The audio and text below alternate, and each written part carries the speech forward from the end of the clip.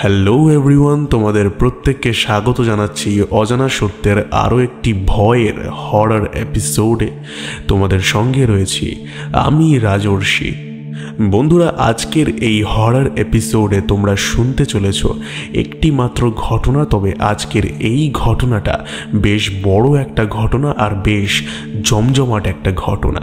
আমি প্রত্যেককে বলবো যে তোমরা আজকের এপিসোডটাকে কানে হেডফোন লাগিয়ে এক মনে পুরো শেষ অবধি শুনতে থাকো। আশা করছি তোমাদের আজকের ঘটনাটা অনেক ভালো লাগবে। আর তোমরা বাইরের পরিবেশ দেখতেই পাচ্ছ, বৃষ্টি আরম্ভ হয়ে গেছে। আর এই বৃষ্টির ওয়েদারে ঘটনা শোনার মজাটা কিন্তু সত্যিই আলাদা। এটা তোমরা যারা অজানা সত্যের পুরনো শ্রোতা তারা কিন্তু জানে যে এরকম বর্ষার মধ্যে ভৌতিক ঘটনা শোনার অনুভূতিটা কেমন। তাই আমি আপনাদেরকে বলবো আপনারা কানে চট করে হেডফোনটাকে লাগিয়ে নিন, আজকের এপিসোডটিকে লাইক করুন, কমেন্ট করে জানান যে আপনারা কে কোথা থেকে শুনছেন। আর এই চ্যানেলে যদি আপনারা নতুন হয়ে থাকেন তাহলে চ্যানেলটিকে সাবস্ক্রাইব করে আমাদের এই অজানা সত্য পরিবারের সঙ্গে যুক্ত হয়ে যান। এটা কিন্তু কোনো চ্যানেল নয়, এটা কিন্তু আমাদের পুরো একটা ভৌতিক পরিবার। আমরা যারা ভৌতিক ঘটনা শুনতে ভালোবাসি এটা হচ্ছে তাদের পরিবার। তো আপনারা সাবস্ক্রাইব করুন এই চ্যানেলটাকে এবং পাশের বেল বাটনটাকে কিন্তু অল করে দিতে একদমই ভুলবেন না, কারণ প্রতি বুধবার এবং শনিবার কিন্তু অজানা সত্যের ভৌতিক ঘটনা এই চ্যানেলে আসতেই থাকে। তো যাই হোক, আর কথা না বাড়িয়ে সরাসরি শুরু করছি আজকের এপিসোডের ঘটনা।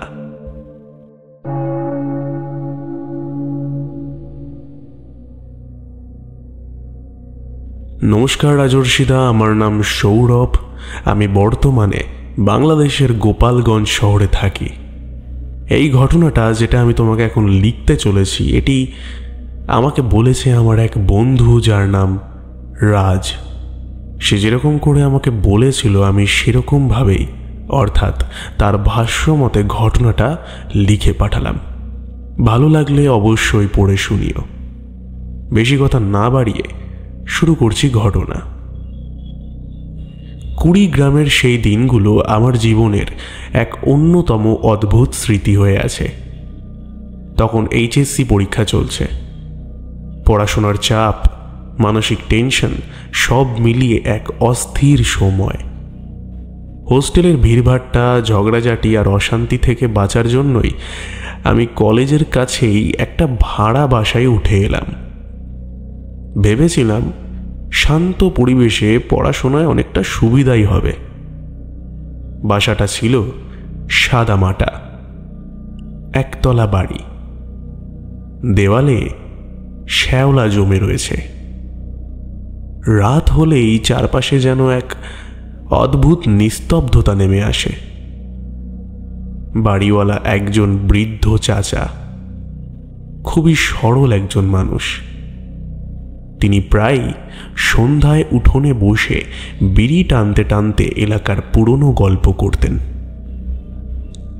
আমার অভ্যাস ছিল ভোরে উঠে মসজিদে যাওয়া।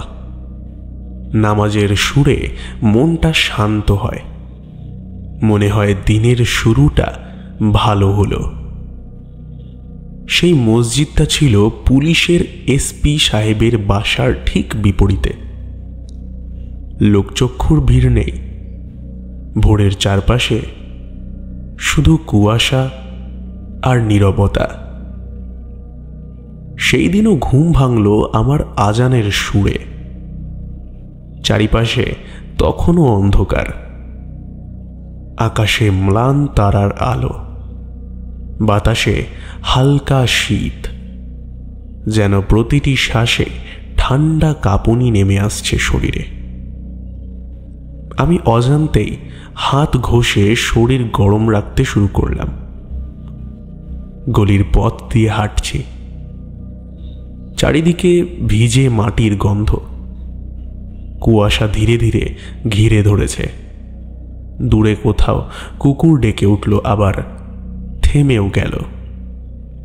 সেই নীরবতার ভেতরে আমার জুতোর শব্দ যেন অস্বাভাবিক জোরে প্রতিধ্বনিত হচ্ছিল। কয়েক মিনিট হাঁটার পরই সামনে পড়ল রেল লাইন। ভোরবেলায় রেল লাইনটা যেন অন্যরকমই লাগে। কালো লোহার চকচকে দাগ। দুপাশে ঘাস ভিজে কুয়াশায় মিশে রয়েছে। লাইনের ওপাশেই মসজিদটা দাঁড়িয়ে। আমি ধীরে ধীরে লাইন পার হলাম। ঠিক তখনই চোখটা আটকে গেল।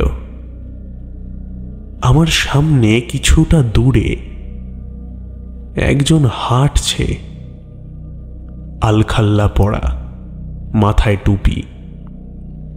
ভেবেছিলাম আরেকজন মুসল্লি নামাজ পড়তে যাচ্ছেন, কিন্তু কয়েক কদম হাঁটার পরই বুকের ভেতরটা কেমন যেন ধক করে উঠল। লোকটি উচ্চতায় ছিল অস্বাভাবিক লম্বা, গড় মানুষের চেয়ে অনেকটাই বেশি। এত লম্বা মানুষ আমি জীবনে দেখিনি। মনে হচ্ছিল তার মাথা কুয়াশার ভেতরে অদৃশ্য হয়ে গেছে। প্রতিটি পদক্ষেপে যেন ৩-৪ হাত দূরে গিয়ে পড়ছে। আমার শরীর ঠান্ডায় কাঁপছিল না, ভয়েই কেঁপে উঠছিল। বুকের ভেতর ধরফর শব্দ এত জোরে হচ্ছিল যেন মনে হচ্ছিল চারপাশে সবাই শুনতে পাবে। আমি একটা ভয়ানক দৃশ্য নিজের চোখের সামনে দেখছি, তবে কেন জানি আমি আমার দৃষ্টি সরাতে পারছি না। লোকটা ধীরে ধীরে হাঁটতে হাঁটতে হঠাৎ ডান দিকে ঘুরে গেল। আমি থমকে দাঁড়িয়ে গেলাম, চোখ কুঁচকে ভালো করে তাকালাম। ডান দিকে যেখানে সে গেল সেখানে কোনো রাস্তা নেই, শুধু একটা বিশাল ডোবা। বর্ষার পানি জমে ছোটখাটো পুকুরের মতো হয়ে রয়েছে। জলের গাঢ় কালো আভা যেন গভীর অন্ধকারে গহ্বরের মতো লাগছিল। কিন্তু সেখানে কোনো বাড়ি ঘর নেই, কোনো পথ নেই। কেউ সেখানে গেলে সোজা জলেই পড়ার কথা। আমার গলা শুকিয়ে কাঠ হয়ে গেল। ভেতরে ভেতরে নিজেকে বোঝাতে চাইলাম, হয়তো আমি ভুল দেখছি, হয়তো তাড়াহুড়ো করে মসজিদের ভেতরে ঢুকে গেছে। কিন্তু অন্তরে এক অদ্ভুত শীতলতা নেমে আসছিল। আমি দ্রুত হাঁটতে শুরু করলাম। মসজিদের গেটের সামনে পৌঁছে দেখি ভেতরে দাঁড়িয়ে আছেন শুধু মুয়াজ্জিন সাহেব, এছাড়া অন্য কেউ নেই। মসজিদের চারিপাশে কুয়াশা জমে রয়েছে, বাতাসে অদ্ভুত ভারী গন্ধ।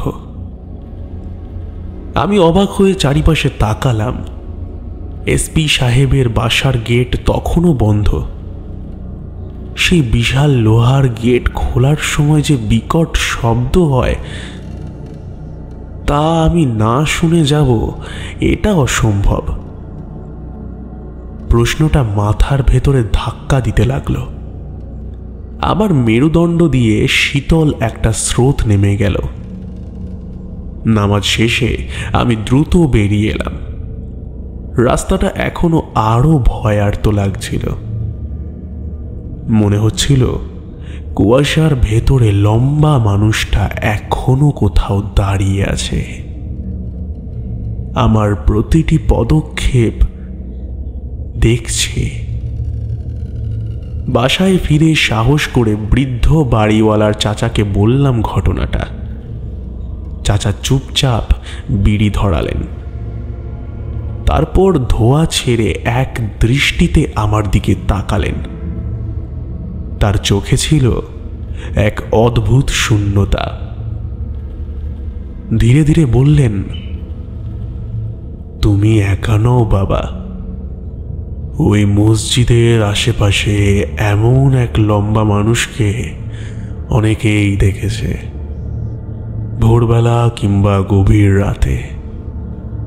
ও হঠাৎ করেই আসে, আবার হঠাৎ মিলিয়ে যায়।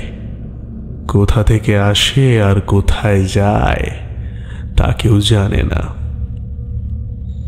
চাচার গলা ভারী হয়ে আসছিল। আমার বুকের ভেতর ধপধপানি আরো বেড়ে গেল।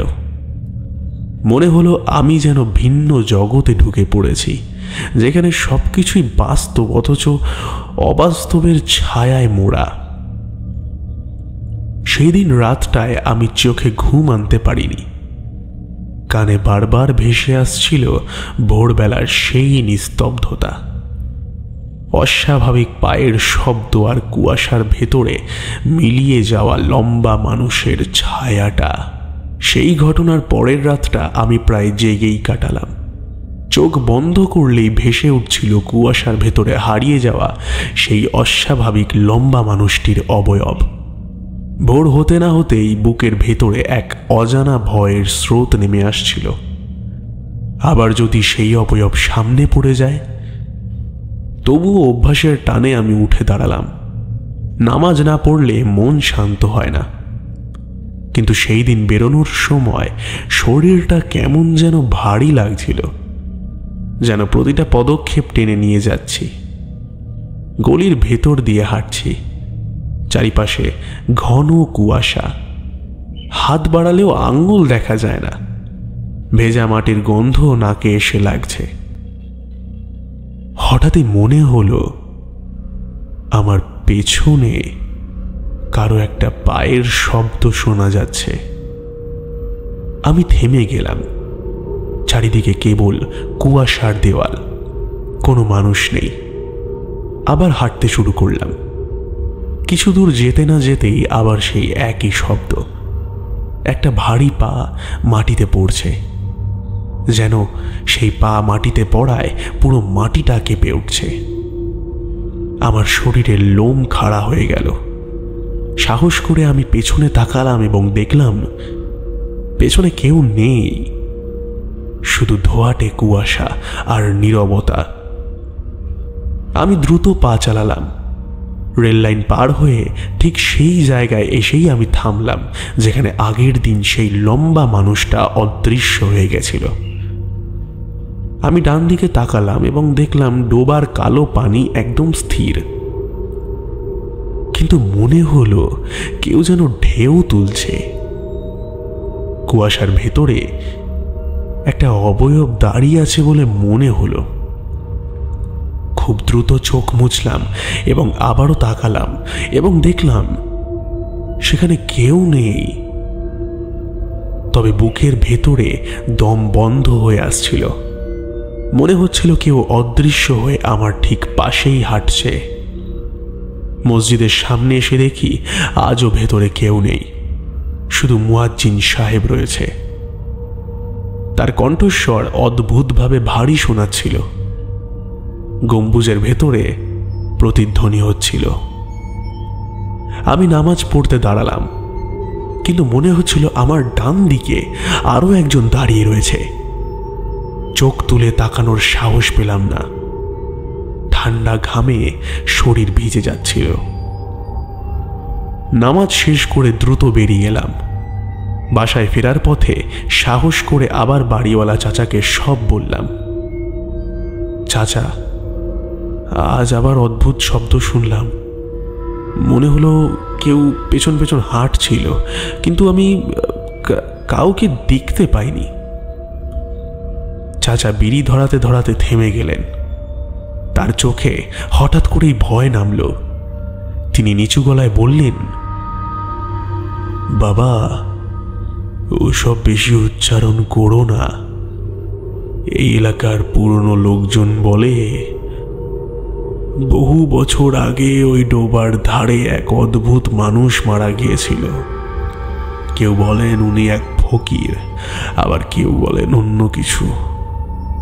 তার দেহ পাওয়া যায়নি, শুধু আলখাল্লা ভেসে উঠেছিল পানির ওপরে। আমার বুকের ভেতরটা হু হু করে উঠল। কানে তখনও ভেসে আসছিল ভোরের সেই ভারী পায়ের শব্দ।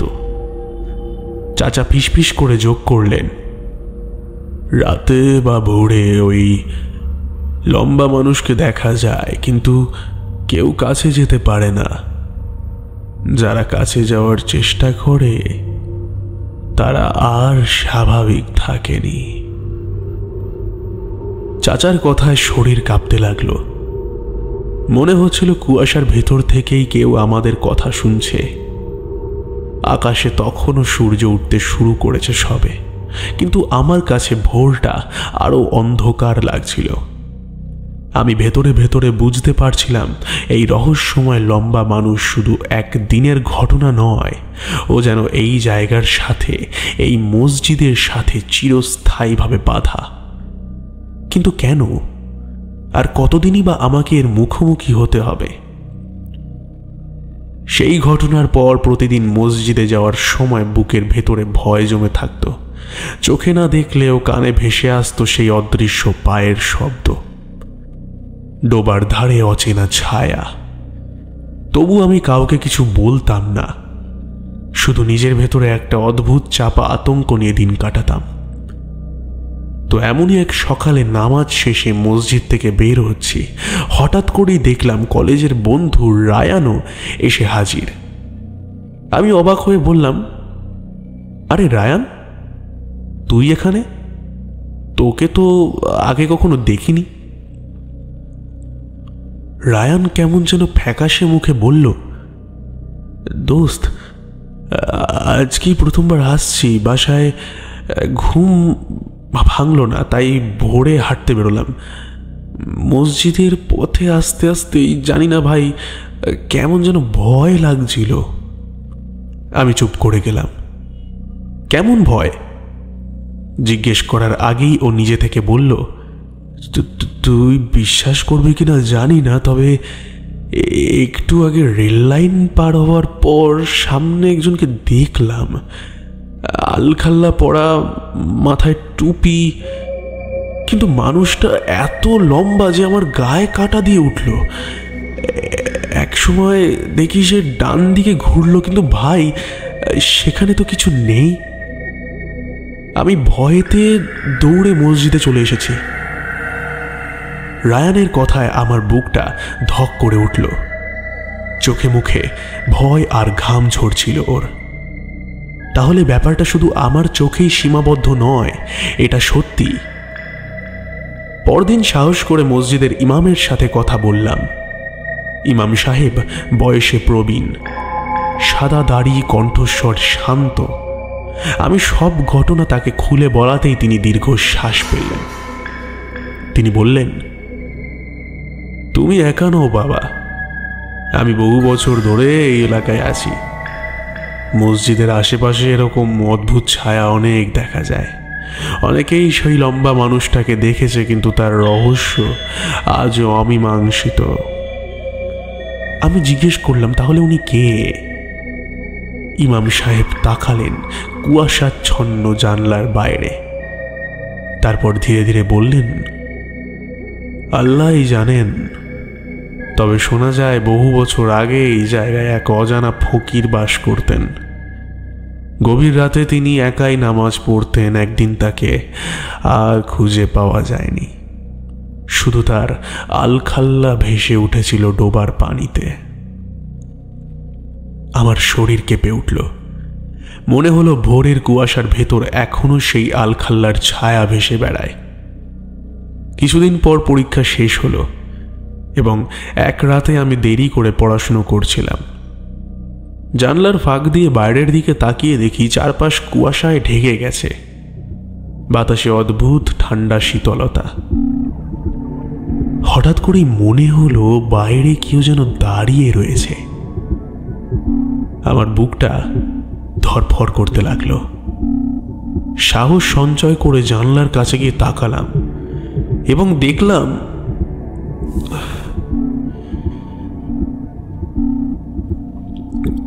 এবং দেখলাম ডোবার ধারে অস্বাভাবিক এক লম্বা মানুষ দাঁড়িয়ে আছে, আলখাল্লা পরা, মাথায় টুপি। তার ছায়া কুয়াশার ভেতরে মিশে আছে, কিন্তু স্পষ্ট বুঝলাম তিনি আমার দিকেই তাকিয়ে আছেন। আমি চিৎকার করতে পারছিলাম না, নড়তেও পারছিলাম না, শুধু চোখের সামনে দেখছিলাম ধীরে ধীরে সেই অবয়ব কুয়াশার ভেতর মিলিয়ে যাচ্ছে। পরদিন সকালে আমি সিদ্ধান্ত নিলাম যে আর আমি এই বাসায় থাকবো না।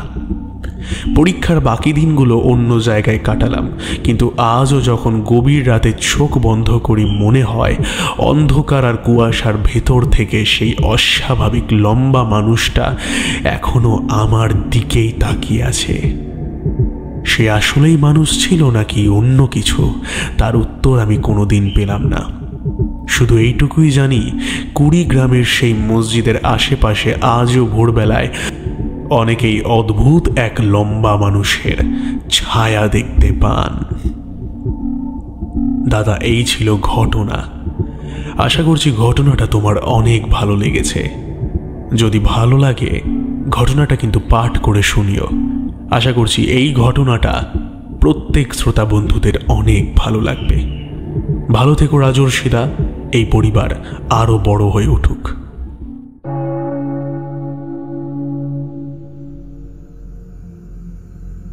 বেশ অসাধারণ কিন্তু একটি ঘটনা আমরা শুনে নিলাম সৌরভের কাছ থেকে। আশা করছি এই ঘটনা আপনাদের প্রত্যেকের ভালো লেগেছে।